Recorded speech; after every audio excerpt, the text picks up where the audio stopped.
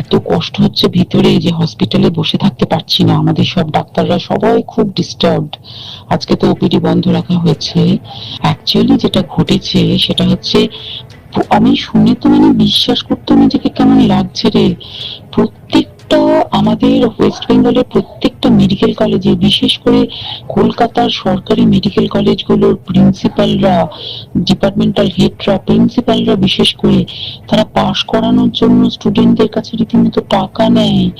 যেসব স্টুডেন্টরা, ইন্টার্নরা, পিজিটিরা যারা ভালো করে ক্লাস করে না বা থিসিস তারা জমা দেবে, পিজিতে তো থিসিস জমা দিতে হয়, তো যারা MBBS final year final pass করবে না সাপ্লি পাইয়ে দেবে, ইন্টার্নের কমপ্লিশন দেবে না, ইন্টার্ন হওয়ার পর কমপ্লিশন না দিলে তারা রেজিস্ট্রেশন নাম্বার পাবে না, এই সমস্ত ভয় দেখিয়ে টাকা পয়সা নেয়। সমস্ত জায়গাতেই এটা আছে।